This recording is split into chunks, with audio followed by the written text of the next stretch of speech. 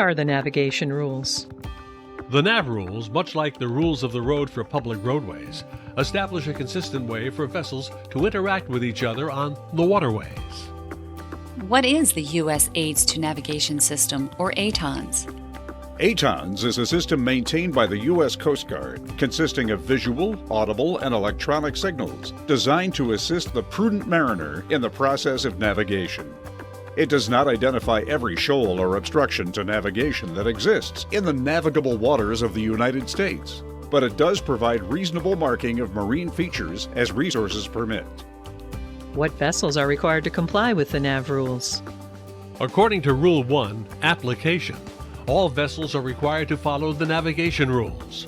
The word vessel is defined to include every description of watercraft, including non-displacement craft, wing-and-ground craft, and seaplanes, used or capable of being used as a means of transportation on water.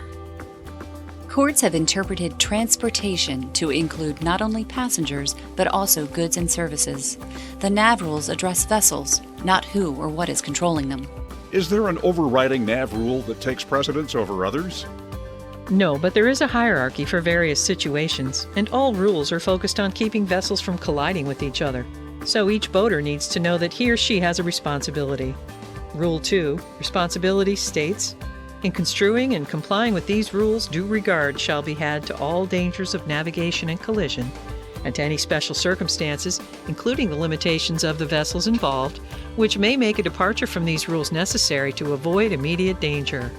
Nothing in these rules shall exonerate any vessel or the owner, master, or crew thereof from the consequences of any neglect to comply with these rules, or of the neglect of any precaution which may be required by the ordinary practice of seamen or by the special circumstances of the case.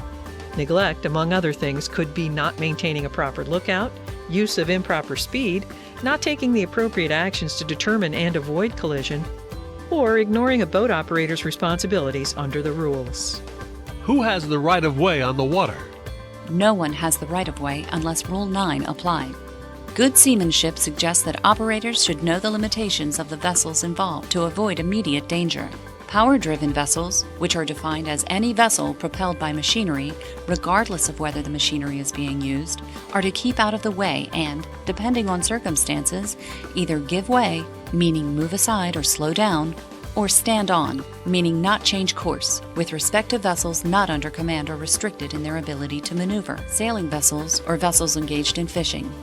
Similarly, vessels should avoid impeding the safe passage of a vessel constrained by her draft, or navigating a narrow channel or traffic separation scheme. Where do kayaks, canoes, and paddleboards fit into the Nav Rules? They must also follow the Nav Rules as they are also vessels. Kayaks, canoes, paddleboards, and other such human-propelled watercraft are considered to be vessels under oars. What would be required by the ordinary practice of seamen or by the special circumstances of the case determines whether a vessel under oars is the give-way vessel, meaning it must slow down or move aside when approaching another watercraft, or the stand-on vessel, meaning it must maintain its course, and the notion that they are less able than most other vessels. What is the safe speed or passing distance for vessels? When crossing, meeting, or overtaking another vessel, as the boat operator, you must keep your vessel well clear of the other vessel. Similarly, the distance required for a vessel to take action to avoid collision will vary.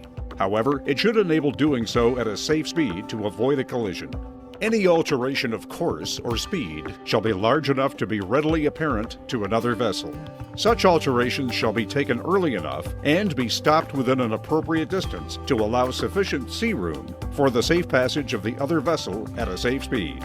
The alternation will be completed so that the other vessel is able to take proper and effective action to avoid a collision. When do I need a lookout? All vessels are responsible for maintaining a proper lookout at all times. This includes one-man crews and recreational boats. The term lookout implies watching and listening to be aware of what is happening around the vessel. The emphasis is on performing the action, not on the person. What are the regulations concerning wake effects, wake damage, and responsibility? Recreational vessels are required to operate in a prudent manner that does not endanger life, limb, or property. There may also be state or local laws which specifically address wake for the waters in question.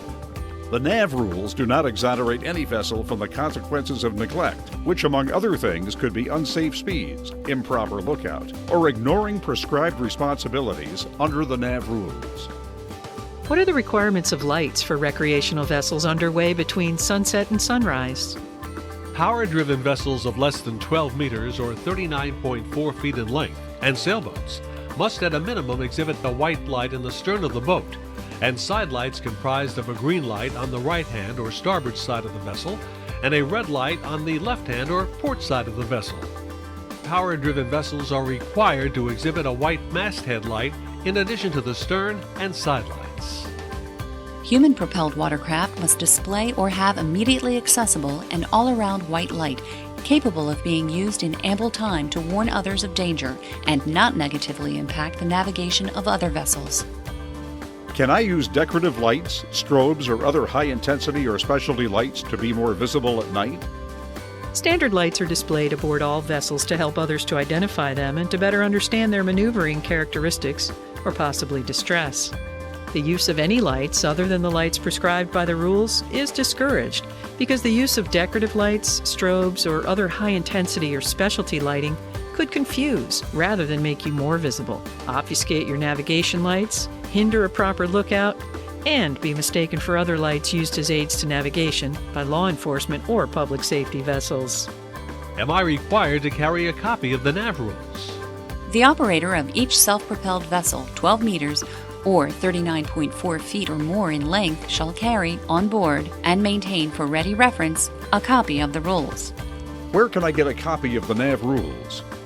A free electronic copy can be obtained by visiting the U.S. Department of Homeland Security Coast Guard Navigation Center website at navcen.uscg.gov and clicking on the Nav Rules tab at the top of the homepage. A printed version can be obtained from the U.S. Government Bookstore at bookstore.gpo.gov